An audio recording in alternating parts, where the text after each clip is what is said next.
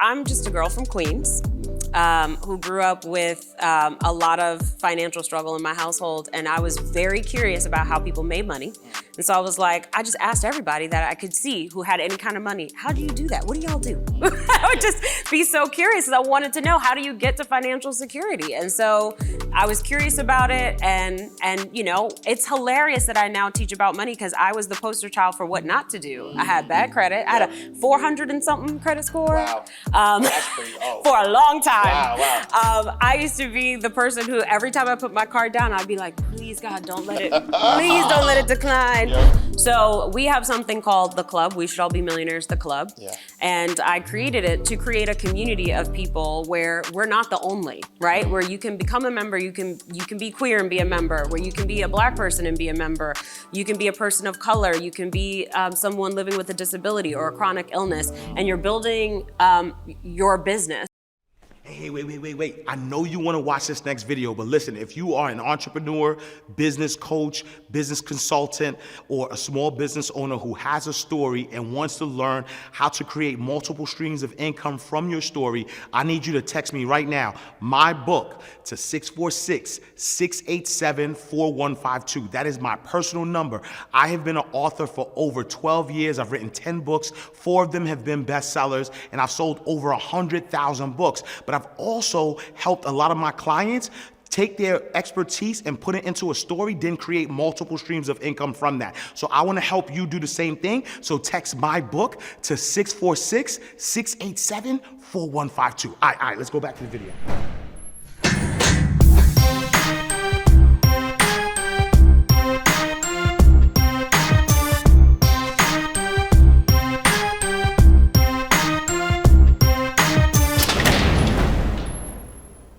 All right, so welcome to another awesome episode of Inside the Vault with Ash Cash, the greatest money mindset show on the planet. When I tell you, this is the show that you need to watch, you need to tell your friends, you need to share this, you need to pay attention, get a notepad, because we are going to give you tangible ways to become a millionaire.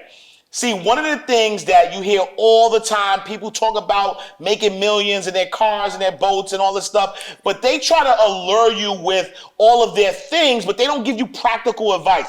But I have somebody here who will give you practical advice on how to become a millionaire. In fact, she wrote the book, We Should All Be Millionaires. She's a CEO, she's a mother, she's a wife, she's a self-made multi-millionaire. We have Mrs. Rachel Rodgers in the building with us.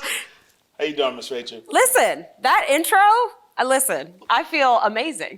As you should, because it's so funny, because we're inside the vault, but we're inside your vault today. Yes. We're on your 68-acre property, and when I tell you, when I pulled up, shout out to our guy Sean, right? I'm talking to Sean, and he said, when you get to the cul-de-sac, you go this way, and I'm like, all right, bet. So in my mind, I'm like, okay, he means when I get to the address, to the property, I'm gonna go inside the property, and there's a cul-de-sac in the property. He's like, nah, I'm talking about the actual cul-de-sac. Like there's different properties. Like she owns all of that. I said, whoa, hold on. And so it's refreshing to see somebody who's regular. Yes. Regular, right? And so behind the scenes, right, I said the goal of this show is to make you seem regular. Yes. And what I want to clarify in that is, unfortunately, in our community, in our culture, regular is paycheck to paycheck. Yep. Regular is trying to figure things out, government job. Mm-hmm. Don't forget overdraft bank account. That used to be my regular. Right? And so now seeing somebody who, we actually have similar backgrounds, right? Yes. Low income housing, working our way up to becoming, millionaires. And I need that to be regular, right? Yes. I need everybody watching to, wherever you are, becoming a millionaire, multi-millionaire, owning acres of land, having time freedom. I need that to be regular. So that's my goal for this show. Yes. But before we even go there, I first of all, I can't agree with you more. Yes, And yes. that's why I wrote my book, We Should All Be Millionaires, because I truly believe that. Yeah. And I had to fight with my publisher for the title. They wanted me to change it to Millionaire Mindset. I'm like, no. Nah. Nope. Exactly. We're trying to create a movement here. Exactly. A movement where, Yes. again, people, like, that's the norm. Yes. But in your words, who is Rachel Rodgers? A lot of financial struggle in my household, and I was very curious about how people made money. And so I was like, I just asked everybody that I could see who had any kind of money, how do you do that? What do y'all do? I would just be so curious, because I wanted to know, how do you get to financial security? And so I was curious about it, and you know, it's hilarious that I now teach about money, because I was the poster child for what not to do. I had bad credit. I had a 400 and something credit score. Wow. That's pretty, for a long time. Wow. I used to be the person who, every time I put my card down, I'd be like, please God, don't let it, please don't let it decline. Yep. All the time. And so that's where I came from. Yeah. And I just decided that I didn't want to be struggling anymore. Yeah. I decided that I was going to find a way, and I was going to keep trying until I made it. And Yeah. so, and that's what happened. And I'm still me. I'm still the person from Flushing, Queens, Yep. right? Like, that hasn't changed. I mean, things have changed. Right, The experience absolutely, has absolutely, changed. yeah. But I'm still that person. And so for me, I believe that entrepreneurship is a vehicle for people to build real wealth. Yeah. And it is how we're going to close the racial wealth gap, the gender wealth gap. And so to me, like, I want to teach as many people as possible how to do what I did. Because if I could do it, other people could do it. I didn't know what I was doing. I didn't even know you were supposed to have a mailing list. I didn't know that in the beginning. I didn't know any of these things. Yeah. And I just figured it out slowly but surely. And so now I know how to do it. So I want to teach people how to do it faster than I did. Yeah, and I love that. And one of the things I feel like is unique about you is like you have you don't even like six figures. Like you repel six figures. You like six figures what, right? and like you made it a mission of yours, right? And that's why it's intentional. We should all be millionaires. And even as somebody who, you know, my background, I was a banker. I was making six figures, high six figures. I lived in New York. I felt broke. Yes. And so talk about why everybody who's watching this, if you have in your head that I just want to be a six-figure earner, or I want to make six figures, why is that why is that low? Why should you like eradicate that thought and focus on seven figures and above? Yes. Well, there are actual studies that show that people who earn six figures, and not even in just big cities, like we know New York and San Francisco and certain cities are very expensive to live in, right? But I'm talking about people who live in like a small city in Tennessee, right? Like throughout the country, when you make $100,000, on average, people who make $100,000 have a $2,000 of disposable income each year. Wow. That means that they are $2,000 away from an emergency happening and obliterating their finances, right? Like the margin is so thin, right, that they're just barely getting by. So even as a six-figure earner, I remember I was doing an internship for the public defender's office in San Jose one summer. This was while I was in law school. One summer I went there, and I had a roommate who worked for PayPal, and she was making six figures, and she could not afford a home, and she was single, no kids. Wow. She was making between 100 and 200,000, and she could not afford to buy a home, like even just a condo, an apartment, nothing. So I think that you know, being able to be middle class and living a comfortable middle class life, even six figures is not enough typically. Yeah. You know, once you throw in kids, the cost of childcare, all of these costs are rising, and I think the reality is six figures is really truly not enough. Yeah. Like just hitting that mark, and even entrepreneurs that I know that make 200,000, 300,000 a year, they are spending so much in taxes, team members. Once you finish paying all the business expenses, there's not much left, right? And so I'm like, listen, if you can make $100,000, y'all, you can make $1 million. I promise you, it is not that far, right? Right now I'm running a business. Last year we did 10 million. This year we'll do more than that.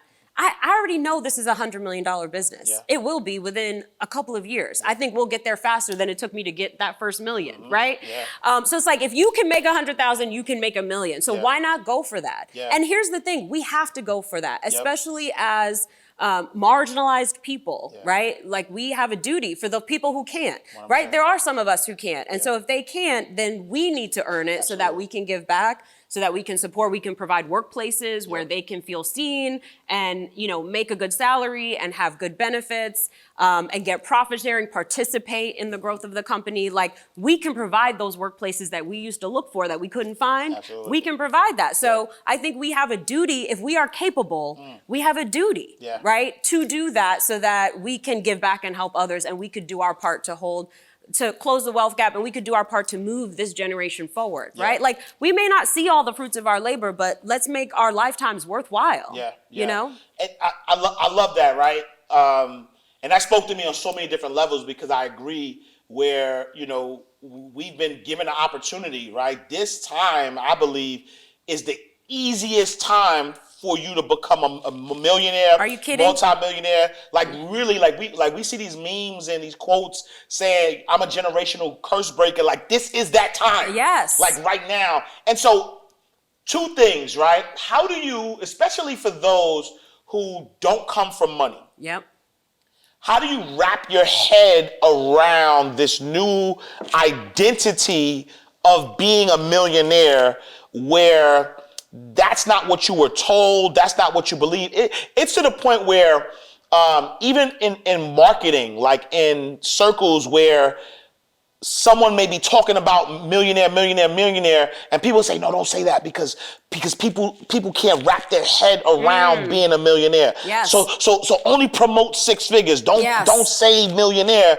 How do you help someone who doesn't come from money, who comes from a low income background, has never saw any success? How do you prepare their mind to receive this identity of a millionaire? Yes, and it is an identity shift. Yeah. And that's why the last thing that I want to do is not talk to them about it, right? Yeah. And so I've had people say that to me, like, well, millionaire is just so far-fetched. I'm like, okay, well, I'm gonna just keep saying it until it's not far-fetched, right? Let's normalize it, right? Let's talk about it. And that's why, you know, I created my podcast. Everything that I do at Hello 7 is really designed to normalize it, right? So that I'm not the only example, but there's so many other people who are also building 7-figure businesses, who are also regular schmegular, right? And they're making it happen. And so it is a mindset shift. I think the important thing is to actually talk about it. And then the thing for me is I always make them do the math. And so one of the first things that I do with my clients is I'll say, like, all right, I want you to create your $1 million vision, right? And this is a chapter in the book as well. And so I want you to lay out, what is it, like we have this idea of what it's like to live like a millionaire, right?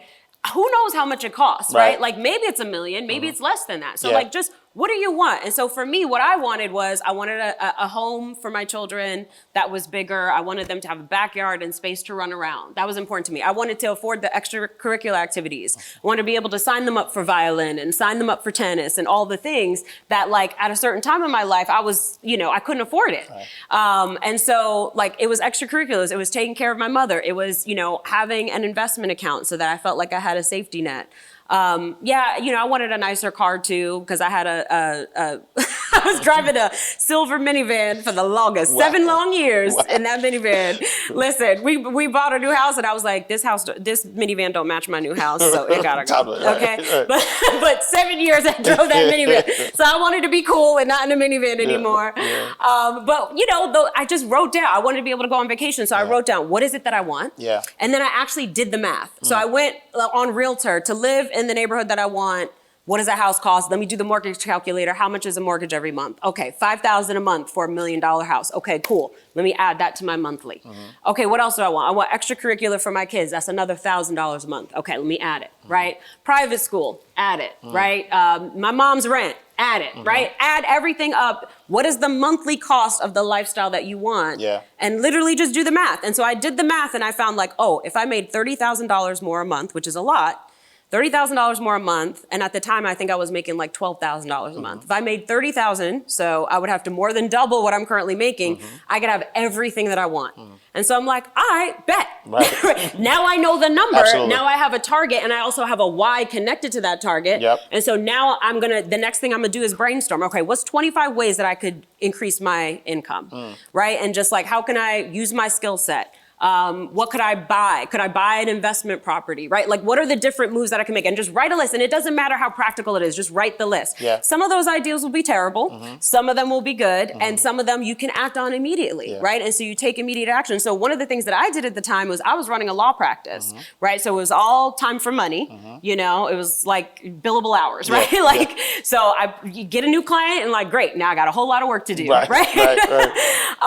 With varying profitability, depending on what I was doing for them. And so one of the things that I did was say to myself, okay, well, I have a lot of people coming to me who are new entrepreneurs because there's a recession. All these people got severance packages. They're starting their own businesses, but they can't afford to hire me as their attorney yet. Okay, but I have all these contract templates and I have all these tools that I use in my practice. Let me package them together with some advice and with some videos that walk you through how to fill them out and like written content that walks you through it, and then package that up and sell that. And that way I could sell it in my time. Like once I sold it, I made the money. I don't got to do nothing else because the work's already done. That's good. And so I did that, right? And so that started generating, that increased my income. And literally that is how I got to that $30,000 a month. I just kept going. And then one day I woke up and I was like, oh, I'm here. I need to create a new list. I got everything on this list.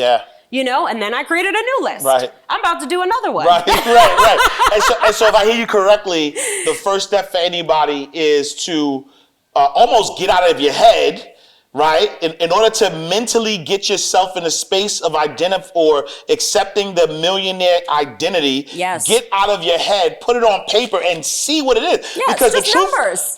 Because the truth of the matter, if you look at it, if it's $42,000 a month, times 12, what's that? 420, that's $500,000. So you don't even need the $1 million, right? That's $500,000 to live like what you thought a millionaire would live like. And so number one is getting that, you know, identity down, writing it down and knowing what it takes. And then, you know, what do you say to that person? You know, because a majority of our insiders, those who watch Inside the Vault are insiders. Majority of them are high earners, so they make a lot of money, but they don't, you know, they're exchanging time for money, and they want to get to a space where, or they're looking at what you're saying, like, oh, that's great, but I work 40 hours. I have a lot of, you know, I don't have a lot of time. How do you shift? How do you take that transition? Because like you as an attorney, to now say, hey, I'm going to start coaching people on business. Like talk about your transition and how can someone who's in that current space of, you know, exchanging time for money transition to that space where they're not exchanging time for money? Well, first of all, it starts with desire, like we just talked about, knowing what you actually want. Because I think what we do is say, well, everyone says I should shoot for 6 figures, so let me shoot for that. Or now they're saying 7 figures, so I should. Well, how about you just figure out what you want, right? Which is what we just talked about, right? Figuring out what do you want and having the number. Then once you have that number, then you start looking at, okay, what are the assets that I have that can help me make that happen? So it could be, I have certain skill sets, right? So if you're a high earner, what are you doing in your day job, right? What's that skill that you're doing in your day job? Can you create a course, right? Like I was at a speaking gig recently and I was talking to a young woman who works for a corporation where she does sales. And I'm like, you know who needs to learn how to do sales? A whole lot of people, especially entrepreneurs, right? So like, could you create a sales training that's a course, right? Because she had the same problem. I work 40 hours, I travel a lot for work, they're sending me all over the country. And so I'm like, great, you know what I would do? I would do a little workshop every time I was somewhere that the company sent me, right? Because I got there for free, right? On their dime, add a day, do a workshop, right? Add a little bit of extra income that's on sales, or record that online course and make it so that somebody could buy it anytime and all you have to do is promote it every now and then, right? So that you just start getting creative. I think we just decide it's not possible. And so we create a ceiling for ourselves and say, well, it's not possible, and so therefore I'm not even gonna bother trying because it's not possible. And I'm saying, no, it is possible. And so you got to get your brain into a space of creativity and possibility. Like we cut our dreams off, right? Because we immediately say, well, this is what I want, but there's no way I can afford that, so forget it, right? Forget about the how. We're not doing how yet. We're doing what? What do we want, right? Once we know what we want, then we can say, okay, here's what I want. I believe that I can get there. And now how do I get there, right? And start crafting the how and allow yourself to figure that out over time. And like you said before, we have all the tools available to us. Right. We have the internet, we have books, we have all these online courses. You could get an MBA for, $29.95, right? These days online, right? Yeah. And so like we have so many resources available to us, podcasts. Yeah. And this is part of it. One of the things that I tell people all the time is you have to foster belief, right? So it's like, how do I believe? I need to believe. And I don't believe in the just sort of like, well, just believe, right? Like the answer is not the same as the question, right? So to me, you can foster belief. And how I do that, and I do that to this day, is every time I'm in the car driving, I'm listening to something like this, right? I'm listening to a podcast. Yeah. I'm listening to an audiobook, or I'm listening to a training or a speaker that I like, that I want to learn from, right? Every time I'm walking on the treadmill, I'm listening to a course or listening to something. I'm constantly pouring in belief by what I expose myself to. I have also curated my Instagram feed, right? I curate my social media feeds. I want to hear from the kinds of people that foster that belief in me. Yeah. I don't want people who are constantly, everything's snarky or everything's sarcasm and you don't believe, right? And so I don't want that in my ear all the time. I don't want that negativity in. Your brain is your most important asset. 100%. You have to protect it. You can't just let anything in. Even on Netflix, right? If I'm start a show and I see it's gonna be super negative and it's like I feel bad after I watch it, but I'm not watching that no more. Facts, you know what I mean? Like I don't need to put myself through that, right? Like how can I watch things, documentaries, shows, whatever. Even the news, turn the news off. I was watching some design program and it was a woman who was saying that she, started out in her little, garage, and now she's got a design firm with 90 employees.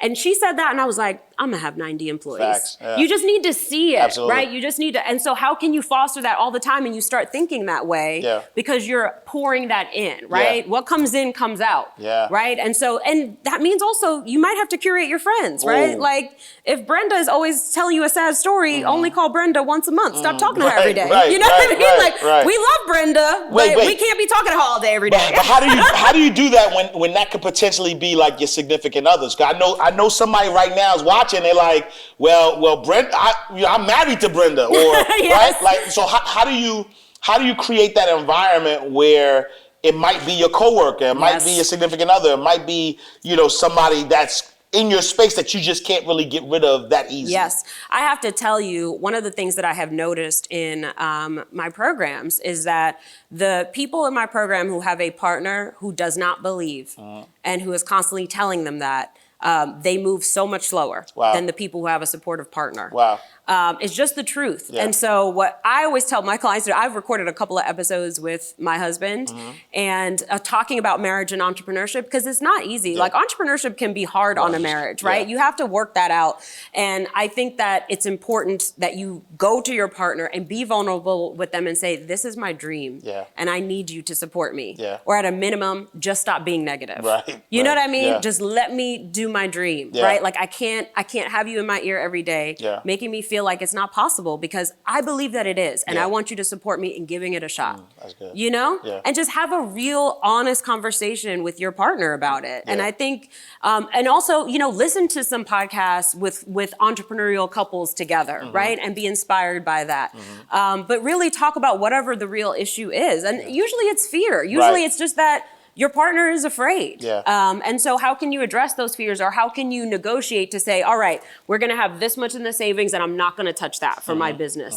Like that's our safety net, but over here, I'm gonna do my thing over here, right? So like negotiate, compromise, and come up with a solution that makes you both win. But I think you have to have really, truly honest conversations. Because I think that it's a real threat to a long-term partnership to have somebody who doesn't believe in your dreams. 100%. And so talk to us about your program and the success that's within your program, right? Because, we started earlier, talking about making being a millionaire, the identity of a millionaire, regular. And, a lot of times when you get to that status, people start to have amnesia about where you come from, right?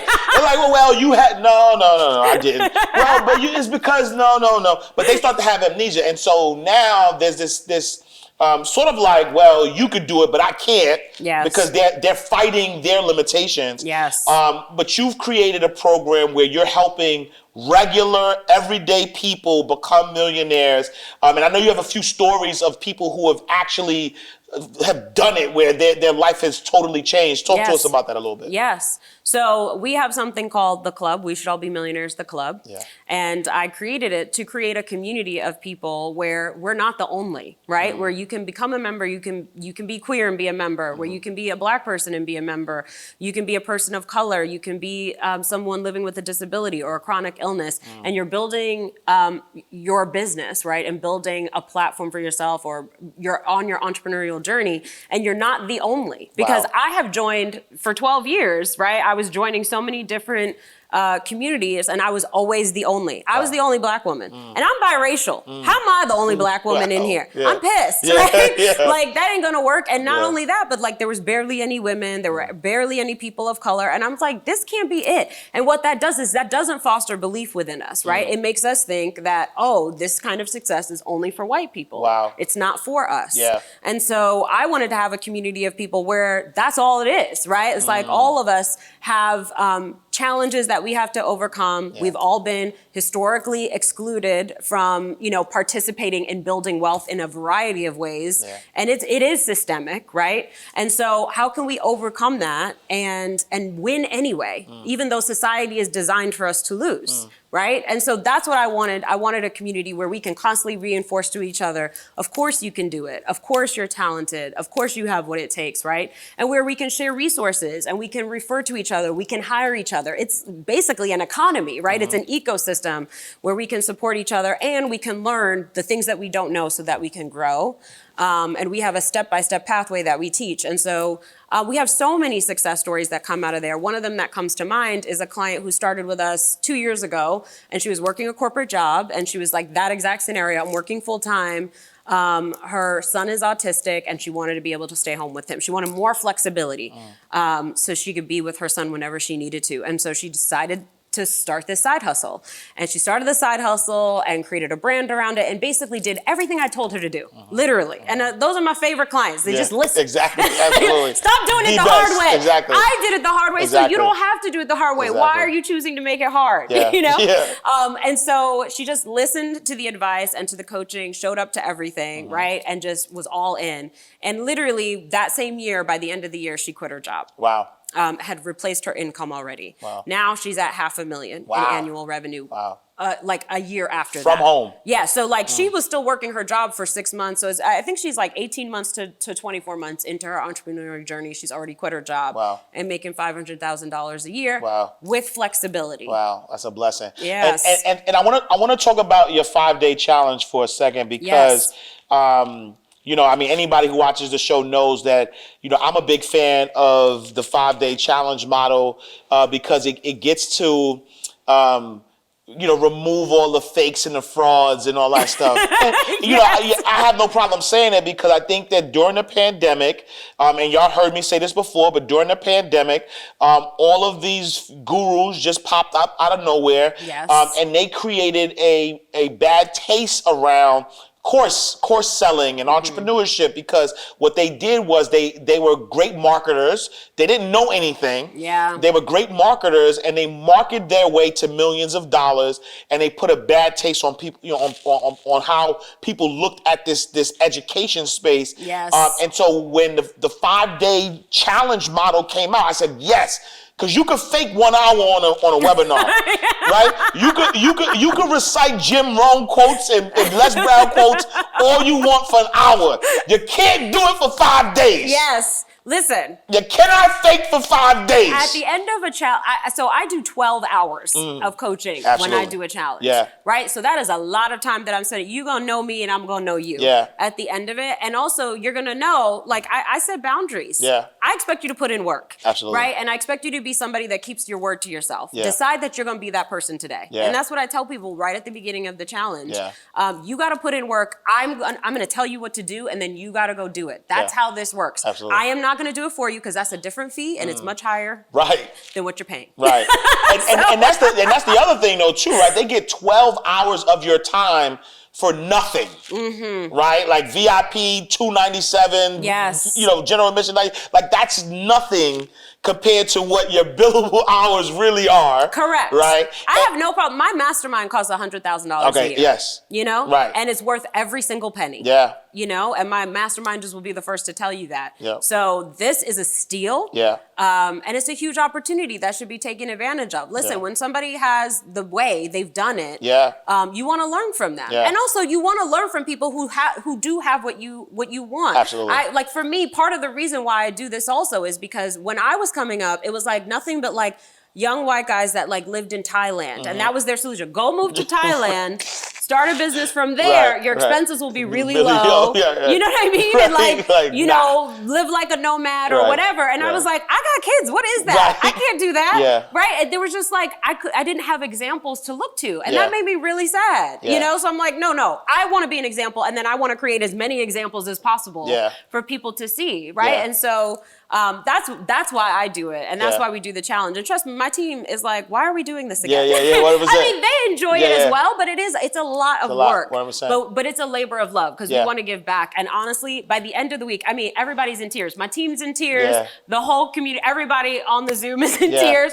Like we're all crying because people have just made so much progress. It is bananas. Something about that container is incredible to see. Like when you have, again, that input, that positive input every day.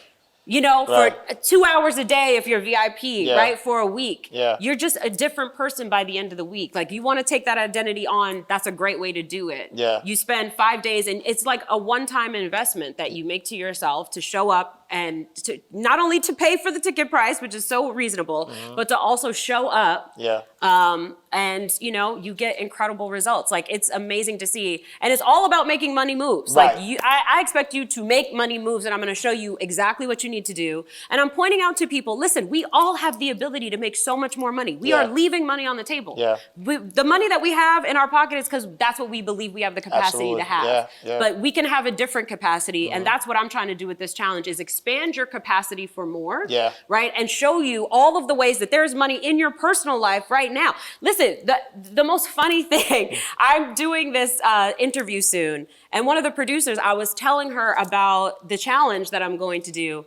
And I was just giving her one bit of advice, just telling her about the challenge. She was like, I'm going to take you up on that. She went and did it, made $4,500. Wow. And this is, we weren't even in the challenge yet. I'm just talking to her about the challenge. And I was just like, listen, that is the power. Absolutely. And I think when we come together as a community to support each other, to support each other's dreams, right? If your spouse is not supportive, cool, come here. We will support you. Absolutely. Right? We will lift you up. And that's a good point though too, because sometimes your spouse isn't supportive because you haven't given your spouse a reason to be supportive. Let's be clear about that. So sometimes it's easy to be like, well, my spouse is not supporting me, but this is your 10th idea, right? So sometimes, your spouse isn't supporting you because you haven't given them a reason to.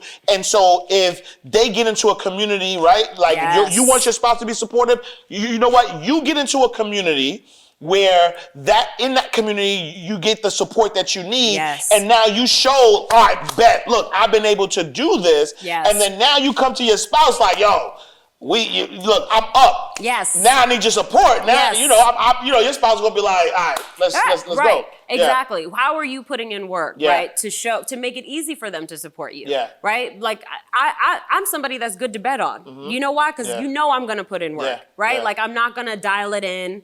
I'm not gonna play it safe. I'm gonna go all in and give it everything that I've got. And you have to be that person as well.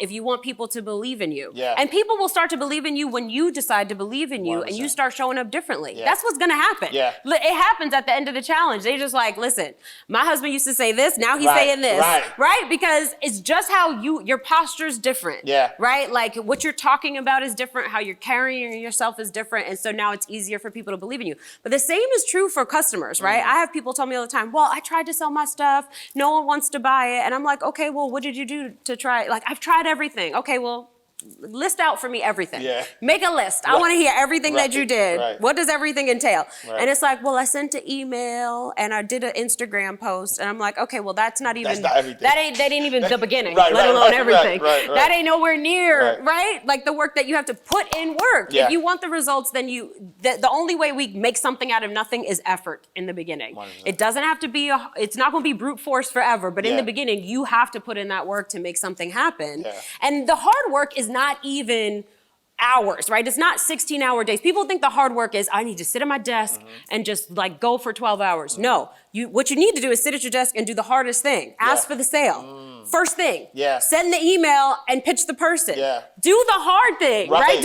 Instead of creating just, a million Instagram posts. Awesome, I love that. But you already know 12 people who could be customers. Email them directly. Right, Why are you trying to find a pin out of a, a needle in a haystack, right? When you could just go directly to the person who already knows, likes, and trusts you and ask them for the sale. Yeah, and that's one of the things I like about your 5-day challenge is that, not only are they spending, 12 hours with you when they do VIP, and they get access to what's worked for you. Yes. But also, I think a lot of people who are entrepreneurs, work a 9 to 5, they do a lot of busy work, but they're not making money moves. And I think that your emphasis on money moves specifically, like here are some specific things that you can do that are money generating, income generating activities that can actually help your bottom line. And that if you listen, right, that's the important thing too. Because a lot of people join challenges or programs and they don't listen. They try to add their spin on what you're teaching them. But if your spin worked, then you don't need me. Exactly. And so for the person watching right now, give me like 3 like tangible things somebody could do to go from where they are right now to that $1 million person, that identity. Yes. So one of the things that I tell people to do, like once you've created that vision and we start ideating what ideas do we have, is study yourself, right? Become a student of who you are. And so that includes doing assessments like DISC or Colby, or taking some of these different assessments that are out there. Take stock of your work experience and what you've done. Think about what did you always be known for as a child? Like, I was always loud, now I get paid to talk, right? I have a feeling you were loud too. You already look. That's why I looked at you. I was like, right? So like, what were those things as a kid, right? That people either always asked you for or looked to you for.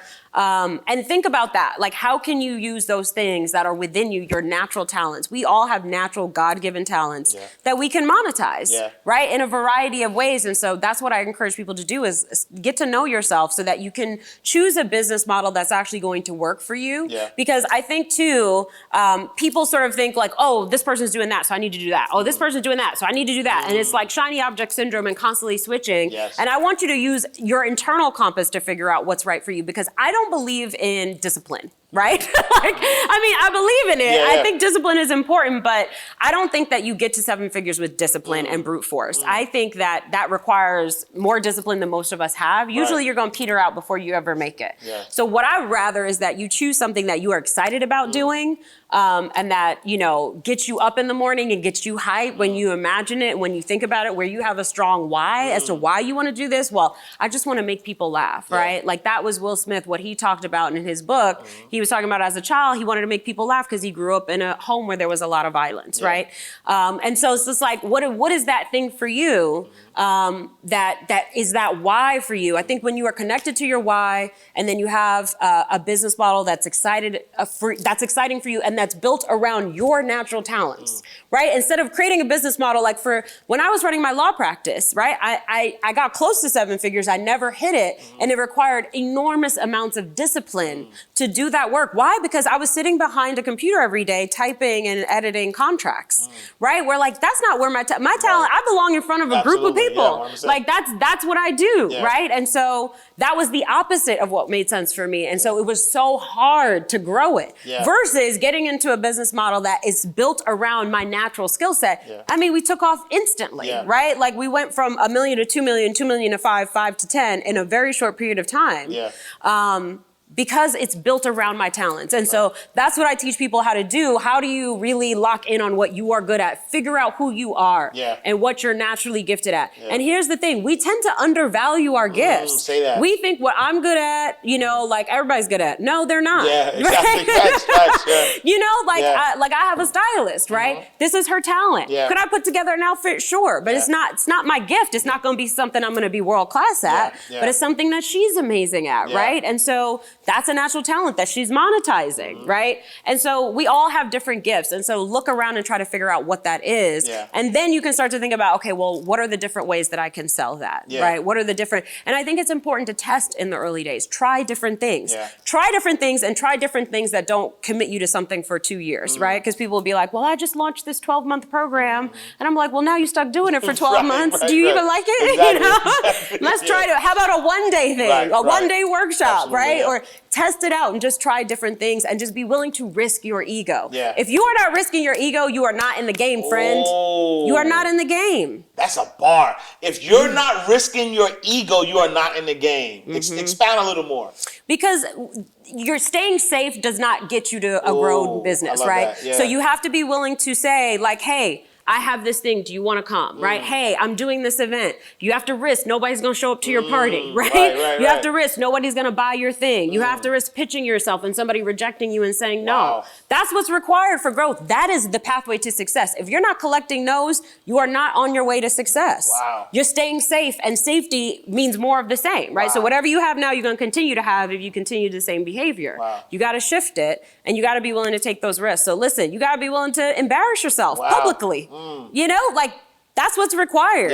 And if that's too much for you, then this path maybe is not for you. But that's the thing you have to get comfortable with. So it's so funny because if you scroll back on my YouTube channel, I have YouTube videos from 2011 when I was starting my law practice, and I was told, do YouTube videos, they bring in clients. I'm like, okay, fine.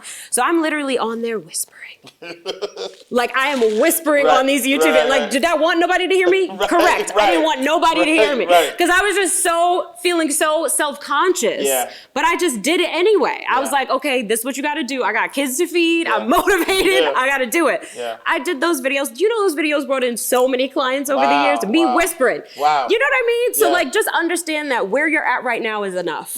Right? Like the version of you have right now is not the most confident version. Trust me, I was not this confident in the beginning. Go watch those videos. You will see. And I leave them up on purpose because I want people to see. Look at a recent video versus the one from 2011 where it's almost embarrassing. Right? But I'm like, nah, I'm going to keep it up. Because I want y'all to see the progress, right? And even that was enough to bring in clients and to support my family, right? And so where you're at right now is enough, right? Just get yourself out there, risk your ego, risk that somebody's going to say you look foolish on the YouTube video or on your reel or whatever it is that you're doing. Risk pitching yourself and somebody reject you. Listen, get good at not caring about rejection, right? Yo, if that wasn't enough for you to spend 5 days with this lady, I promise you. Look, letsmakemoneymoves.com is where you need to be. Talk to that person because, like, you know, there's this imposter syndrome thing going on. And I heard a quote that one of your mentors told you, which was, you may not be experienced, but you are qualified. And that is so profound because I think a lot of people dumb themselves down or take less because they don't believe that they're experienced at the thing that they're trying to get other people to pay them for. But your mentor told you, look, forget about experience, you're qualified. Talk a little bit about that. And this was when I was afraid to go. So I went solo and started my own practice right after law school. Because I graduated in the middle of the 2008 recession. And so there was not a lot of jobs available, and the ones that were available, I didn't want them, right? And so I was like, okay, I'm going to go solo and start my own practice. But I had so much fear around that, right? Because I'm like, well, I'm a baby lawyer, right? What do I know? And I just talked to different mentors about it. And one of my mentors said to me, you may not be experienced, but you are qualified. You are qualified to practice law. You have passed the bar. You've gone through 3 years of law school. You know how to find the answer, even if you don't know the answer right away, right? And so I said, okay, cool. And so I just did it, right? I started a practice, and so I would have a client come in and I would listen to their problem and I'd say, okay, cool. Great. Yeah, I can solve that problem. And then I would call my mentor and be like, okay, here's the problem. Right. I think it's this. Is that the right answer? Yeah. And they would help me, right? And so I had a couple of mentors that I lined up because I wasn't joining a law practice where there'd be partners that, tell me what to do, right? And give me guidance over time. Like that was the model, but I didn't have that model available to me because those jobs weren't available. And so I chose myself, right? And I found my own mentors and I read books and I had the fear of God in me of doing it wrong, right? And so I feel like sometimes I love to hire a beginner even today because I'm like, beginners, they will work harder than the experienced ones because they don't want to get it wrong, 100%, right? yeah, Like their reputation is on the line and they have so much fear about getting it wrong that they work harder often. And that's what I did. And so I learned that way and then I exposed myself to as much training as possible. I invested in training as much as possible so that I could get good at these different things. And I sure enough did. I got so good that it was like boring to me, right? 7 years later, it was like so easy to create these solutions for entrepreneurs. And I was like, I need something else to do. No, I love it. I love it. Listen, y'all, I need y'all to go letsmakemoneymoves.com. Invest in yourself. Spend 5 days with Rachel Rodgers when she's going to teach you how to become a millionaire. My last question is around the feeling or when you look at your life now, knowing where you come from, low income household, your mom having to, do tricks to make sure the lights stay turned on, like just knowing where you come from, and now being a multimillionaire, owning 68 acres, making millions of dollars, helping other people make millions of dollars. How do you accept that identity without feeling guilty, right? This survivor's guilt, if you will. Yes. Well, for me, I don't feel guilty. I'm going to be honest. Yeah. I worked hard for what I have. And then I also feel, and I truly believe that to whom much is given, much is required, right? So as part of accepting that identity of having wealth is also accepting the responsibility of serving others, right? With that wealth, using the money to serve the people, right? And so how can I do that? And so I look to do that. I try to not only just do it like I have a foundation that we raise money for to address the mortality rate for maternal health, especially among Black mothers. And so we provide childcare and doulas and night nurses to Black mothers in need. So that's what our foundation does.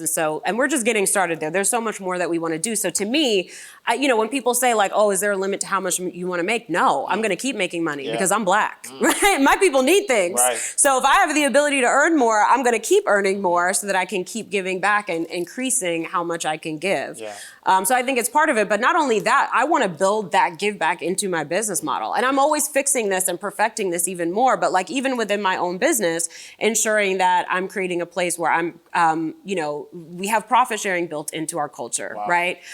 So that everybody on the team gets to participate in the profits that we are creating, which helps them to build wealth, right? If you're going to have a job, you want to have a job that's paying you profit sharing or commission because it's not just time for money, right? You're also getting paid beyond the hours that you're working. And so I wanted to create that model because that's what I would want, And so how can you build into your life and into your business different ways that you can be giving back and serving others, right? And there comes a point, here's the truth of the matter. I think that when you build wealth, right, at the beginning, you almost like wow out a little bit. Like I'm going to invest in, and I didn't invest in anything stupid. I bought assets, right? I invested in real estate and I invested in, I'm an angel investor in multiple tech companies, right? Like I did that kind of thing. And then I got to a point where I was like, I'm done.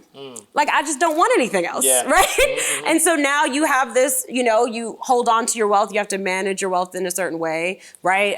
But then you also have more to give back, right? Because you have more disposable income and less desire for things, right? And so because of that, you have all of this room to give and can find all of these different ways and different vehicles in which you can give. So I think that's a privilege and an opportunity. And honestly, I think the most valuable thing I have to give away is my skill set, right? I know how to build a multi-million-dollar business. I know how to build an 8-figure business. And so that's the skill that I want to teach other people as much as possible in different ways through books for $20 for free, through my podcast, right? And, you know, through our various trainings as well. It's like as much as possible, I want to get this information out to people. Not only the information, but the coaching, the community, the support to actually make it happen. Because you can have the knowledge and do nothing with it, right? And so we have to figure out, coaching helps you understand, why am I doing nothing with it? I know what to do. Why am I not doing it? Let's get behind what the fear is. Let's dig into what the issue is and solve that so that you will go and do the things. Yeah. Love it, y'all. Another awesome episode of Inside the Vault with Ash Cash. We are closing out the vault. Man, I promise you, go back. There was a lot of nuggets dropped on this show that if you don't pay attention, you're going to miss it. If people wanted to connect with you, you know, how can they find you? Yes. So my website is hello7.co. The number spelled out, not the number. So hello7.co. And then I'm Rach Rodgers ESQ on Instagram. And you can listen to our podcast called the Hello 7 Podcast. And we're on YouTube as well, youtube.com/hello7. All right, y'all. Listen, I need y'all right now. Hit the link in the description or go to letsmakemoneymoves.com. Spend 5 days with Rachel and the team. Learn how to make money moves. Learn how to stop trading your time for money and make money work hard for you. We are closing out the vault. Another awesome episode. I am Ash Cash. Make sure you visit me, IamAshCash.com. Follow me on all social media platforms at I am Ash Cash. Also, follow the show. Look, like, subscribe, rate Inside the Vault, and we are InsideTheVaultShow.com. I'm going to see you next time in God's will, same time, same place. All right, y'all. Peace.